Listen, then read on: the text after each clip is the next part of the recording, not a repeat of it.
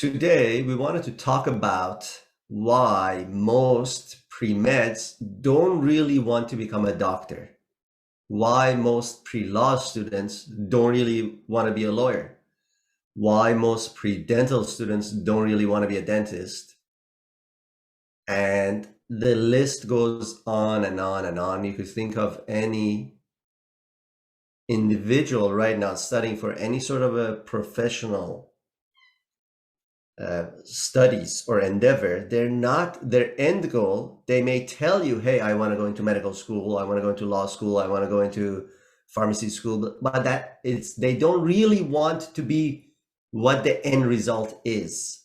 And that's really sad. That's really sad because they're wasting their time, they're wasting resources, they're just essentially going about life and they have no goals. So what's really happening here? We want to go a little bit into depth. We normally give you tips on how to get into law school, how to get into your residency program, how to get into med school, how to get into the most competitive MBA program. Today, we don't want to do that. Today, we want to talk to you about why you shouldn't, maybe you shouldn't. And my hope is that you get something out of this. And if you find out that this is not for you, I'm hoping this video will dissuade you from pursuing these things if it's nonsense for you and your circumstances.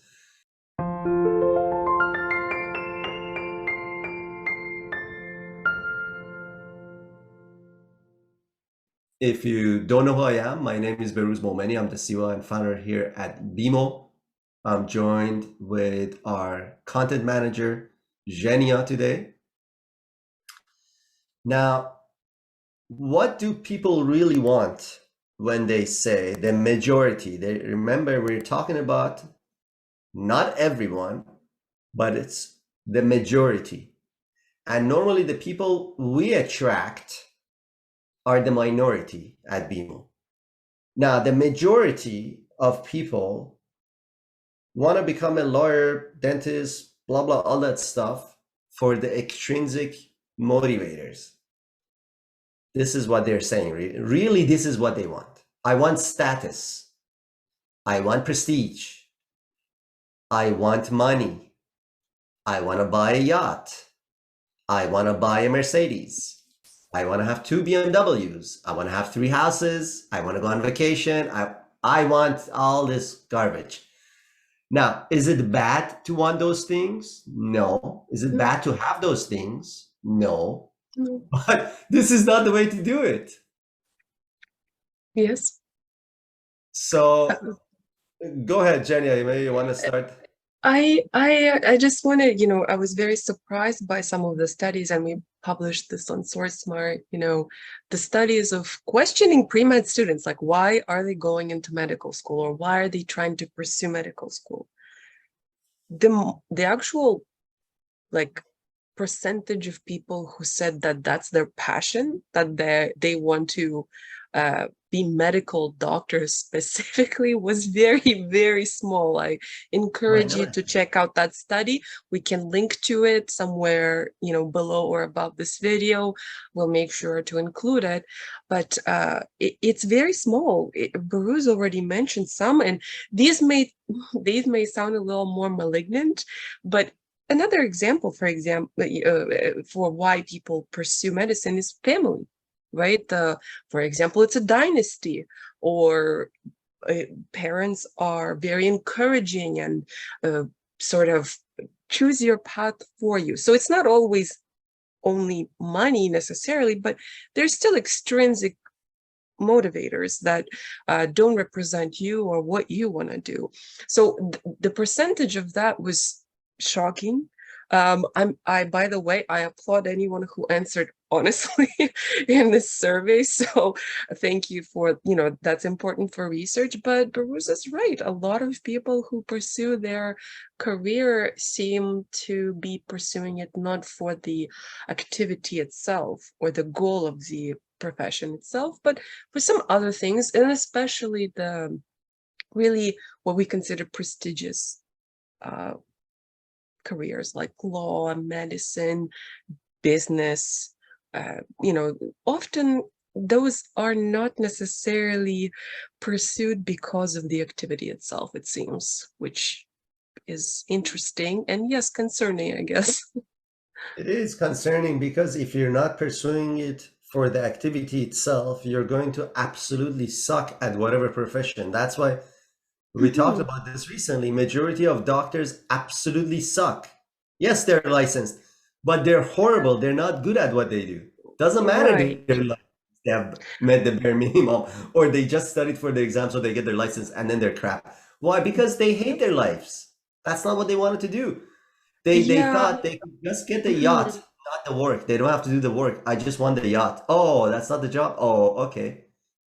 I think also, it's interesting that you mentioned that like it's also interesting to consider what motivates you in life then, right? Like really, like what do you really care about? It is public approval, right? Like your family's approval. Like it's really interesting to see what keeps you going, right? You say, Baruz, as you always say, like you'll hate your life if you become a doctor and you actually hate the profession. Like you hate seeing patients, for example, right? Like you hate helping people. Like you would just rather lie on the couch and like watch Netflix, let's say, right? But some people do keep going because of public approval, family approval. Uh, Again, I agree with you, that's not sustainable, but people do choose certain things or do certain things because of external factors only. So again, I would encourage you not to, but I think we need to look at that aspect of why people choose to become something, like choose a career.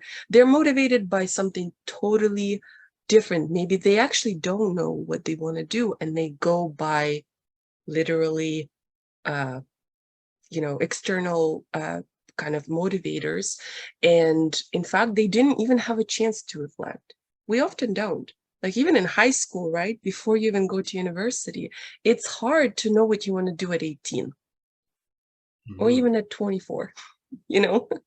So, Or even like 44 for some or people. 40, yeah, 40, 50, whatever, right? the So, that's the problem, I guess, because as we grow up, there needs to be a point where there should be some independence of thought. For most people, that never develops. So first, yes, they're controlled by their parents, as they should be. sure. Then they're controlled by, let's say, elementary school. Okay, let's just say as they should be still. That's already questionable already. But this thing continues, then in high school, then in Yes, university, then peers, then like they're continuously being controlled. Now the media, now the social media, now it's yep, just continuously. And if the social media or the mass media's message is doctor, lawyer, businessman, blah, blah, blah, all that stuff, that's good. You should do that, only that, don't do anything else. Like there's no talk about that because Hollywood makes those movies. And like it's like always about the fancy yes, lawyers, doctors, blah, blah. Everybody like that has an enormous impact on people wanting to be part of a social community and having that social proof. So yes. there is no question that has an impact on your decision making. But do you know that this is what's happening to you, or no? Yeah, You're that's just a good cruising that's a good question. blindly. That's a good question because we just don't get that even like that breath of air. Like, what do we want to do, right? Like high school, study, study, study, go to college, go to university. Like you don't get that moment to even sit down and think about what you want to do. In fact, I think, based on the research I've done when I was writing, there are so many now services that help you with career change. If you're a doctor, if you're a lawyer, if you're a businessman, there's actual services that help you change your career, and they're popular. So what does that tell you? That later in life, people come to the realization, as you say, Baruz, they're miserable. They hate their lives. They don't want to continue. They're not seeing their family. They're not Oh, doing the they things that they get want to divorced. do. They lose interest. They go on Yep. depression. There's a Yes. lot of uh, these professional programs, a lot of practicing individuals that have drug alcohol abuse problems, Mhm. and because they're functional, people don't know that, but I'm telling you, the majority, think about it, the majority of doctors, lawyers, pharmacists, nurses are not good at what they do. They're just not good. That's Yeah. just the law of 80/20. 80% of them are not good at what they do. And normally the reason is because that's not what they like to do. They just wanted the external things, but external things are not sustainable. You have to do the thing itself, right? No one's going to hand you money and yachts just because you're a Yeah. doctor or a lawyer or whatever. Nobody cares. You got to do the work. If you don't like Yeah. the work, you're in trouble. And actually, to kind of give a glimpse into some of the things that are being used to motivate doctors even more, right? Uh, because if you don't like your job, you have to be motivated somehow, whether it's money or whatever. Um, in fact, in the United States, the payment method has changed so much, right? If you'll go into our blog, Highest Paid Doctors, we actually discuss the system of how physicians are paid if they're employed, right? So it's not, as Baruz, you call it, skin in the game, right? If it's your own business, for sure, you are working hard in terms of having as many patients per day as possible. But if you're an employed doctor, you are not exactly being assessed by how many patients you see, so you don't really have skin in the game in that sense.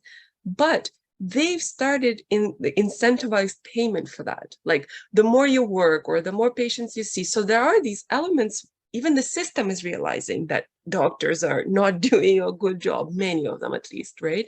So they are starting to build systems within the system to encourage you to keep your job, essentially, to encourage you to work. I think that's a very concerning sign, in my opinion. I It know is. physicians are paid And in when you do different that, ways, but the problem becomes, so now you got a doctor that is was already extrinsically motivated, or a lawyer that's extrinsically motivated, but uh, the system is now also designed to reward extrinsic motivation, which means the minute that's taken away, it goes away. That's why when a doctor is like, so in a salary model, here's the thing, okay, 9 to 5, right? They have it. The minute 5 hits, the person could be dying. They're like, sorry, I'm out. I'm no yeah, longer a compassionate person. Bye. So you know what I mean? It just doesn't make sense. A doctor does not wear like a hat of a like a. It's not a 9 to 5 hat. It's like you're a doctor all the time. Come on. yeah, But same thing for lawyers. For example, major issue with lawyers. It's been like this forever actually, and they've never figured out what to do with it. Maybe they don't want to. Besides the fact that not everyone can afford legal fees, and it's mostly designed for wealthy individuals and um, corporations, essentially. Well, corporation, as you could imagine, a corporation or a company has a lot more money than one individual. They usually, in fact, employ multiple. So that's what it's designed for. So that's a major issue because of the legal fee system. Now, the other major issue is most lawyers, and hopefully I won't get a cease and desist, my opinion, disclaimer, etc., get work on an hourly basis. Actually, that is a fact. Most of yes, them work like this. that There's is, some of them work on yes, contingency, etc. So because you're hourly now, you may turn, especially if you're a crappy lawyer, you're gonna turn into a person who's gonna be like, okay, if that's how I'm evaluated at the law firm, who has the most billable hours, that's how you get promoted.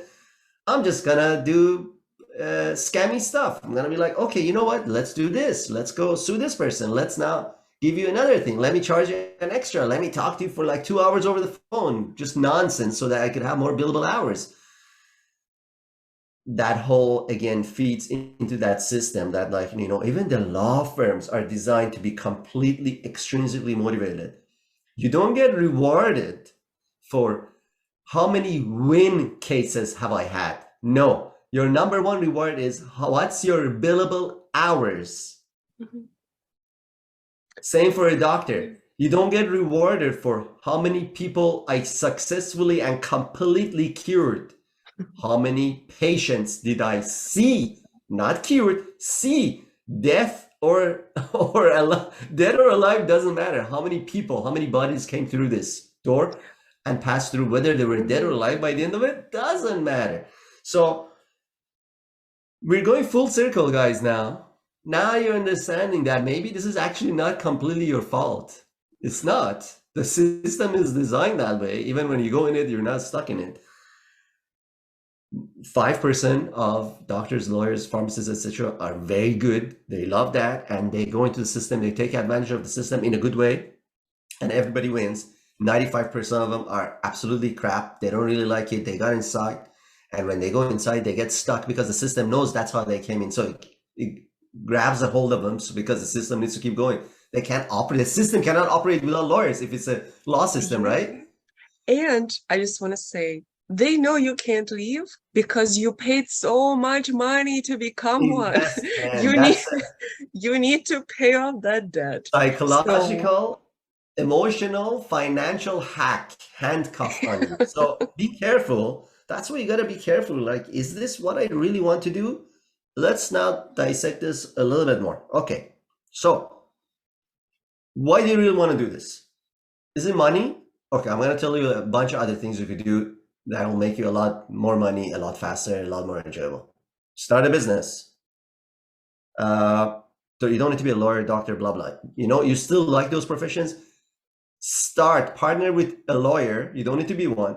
Start a law practice or a clinical practice. You don't need to be actual. Now you've combined both of those two, right? That was just one example. You want prestige.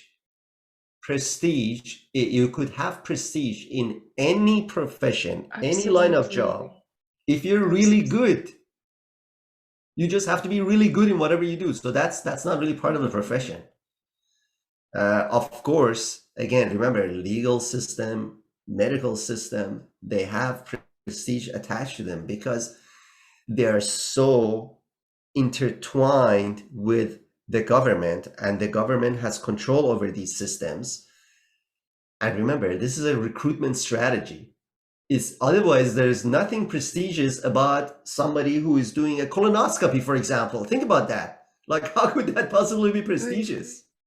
But it has to have those elements. Don't be fooled by, all this nonsense that essentially is being created to feed the system, right? It's got a positive feedback loop. Uh, but essentially, I gave you a couple of examples. Figure out what do you really want to do, and if it's not actually being a doctor or being a lawyer, being a pharmacist, then don't do that. But if you still want to be in those systems, there's other ways, easier ways you could be in the system. It's better for the people, it's better for you, it's better for the system too, even though the system itself is kind of broken. Any final thoughts, Jenny, on this topic? I just think that there's no better time in probably the history, at least modern history of humanity, to make money or be famous than now. Just become a TikToker. Do, Exactly. Literally. create an app. There are so many options for that. So, and this is not, Baruz and I are not trying to discourage you from pursuing careers, or we just want you to think through, like, what is the end goal for you? Because as we said, once you start on that path, whether it's medical school, law school, MBA, those things, pharmacy school, whatever, it's you must be so dedicated. And if your only motivator is money or fame or prestige or opinion of others, it's going to be a really long and awful um, journey, because you cannot sustain yourself with those motivations. Yeah, they cannot be the only source. Again, we didn't say they're completely wrong or not, No. but they cannot be the only. Not, at least not for those professions. There may be other things you could do where you could be uh, a banker and money could be your only motivator, that's fine. Yeah, But then yeah, again, at least you're gonna be more motivated. You're gonna be the best banker. It's more likely you're gonna be actually good, famous, prestige. All of that stuff will also come with it, and it's all cool. Uh, I should have maybe shared my story of how I ended up becoming an entrepreneur. Maybe I'll share this at the end to end this. I studied immunology, and I did my bachelor's. Then I went and worked. I had no idea what the heck I wanted to do. Then I went and worked at a laboratory as a technician. And this a year passed. I still don't know what the hell I want to do.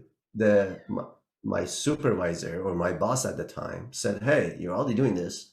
You might as well get a PhD." As if it's like nothing. You might as well just get a PhD, and I'll supervise you.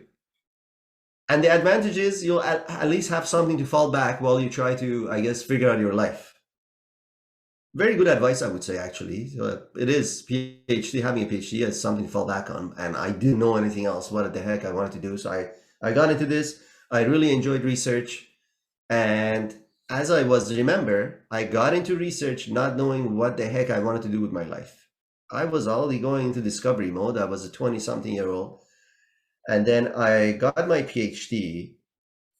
And towards the end, I started doing what everyone else does, which is like I started, am I going to apply for a postdoctoral? Am I going to become a faculty somewhere? And then one day I slapped myself, not literally. I just slapped myself out of it. I'm like, whoa, we did all of these things to figure out what the heck we want to do with our life. We lost track because, 6 years pass, you lose track of why the hell. This was great. I learned a lot of stuff. I had a fantastic mentor. I learned so much from him. But towards the end, once I started, I'm like, there was something. Like I would apply for these jobs. And then I really wasn't excited to check my email. Like, oh, was I selected? I'm like, there's something wrong. And obviously, BMO was born before I had completely finished my PhD because I'm like, yes, I love education. There's other things that interest me. That was not immunology. Even though I did pretty well, I won every award there was. In fact, by the end of it, they told me they're not going to give me any more awards because I had taken all the awards and scholarship. They're like, your actual limit. I'm like, what do you mean there's a limit for awards? So they stopped giving me scholarships. And I did very well. It wasn't that I wasn't doing well. I really liked what I was doing, but I knew I was not going to fool myself. I didn't want to be a university professor and become a faculty member, become a principal investigator. Why? Because it just didn't mesh with my personality. I wanted to do my own thing. And under the disguise of research, become your own, researcher. It's not true, really. University professors are controlled by the university and the funding they get. Who gives the funding? The government. So whatever funding they're giving, you're going to keep molding your thought to get that funding, which means you're never true to your own opinions and thoughts. That's the end of it. And I'm like, no, I don't want to be any part of it. And I had some thoughts about the education at the time and the admissions process. And somebody even asked me to help them with graduate school programs. They got into Oxford, Cambridge, a few other. They got into like 5 ridiculous schools that are harder to get into as a grad school than most medical schools. So they were very hard. They got into all 5. I'm like, well, I had no idea I could actually do that. And eventually BMO was born and I got into this path. But I think the major thing that saved me was listening to my own internal emotions and push and pull when I got to the end of my PhD. Applying for these traditional jobs was just not exciting. Hearing back from them was not. I actually got an unsolicited job offer. Can you imagine that? I'm not even finished my PhD. I already got a job offer unsolicited. I was not excited. I just rejected it. It was like, people are like, what the heck are you doing? Like, that's not what I want to do. That's not what I want to do. Then I went $30,000 in debt. I started a business, not knowing anything about business, not knowing like nothing, sales, marketing, creating great products that people actually like. I knew nothing about that. I essentially downgraded. Imagine you're a grad student and you downgrade. There's already nothing. You don't have anything. Downgraded so that I could do this because it became so addictive. It was like no question in my mind, this is what I like to do. So it was so clear. And this is how you know when you find something you really like to do. That's the only way.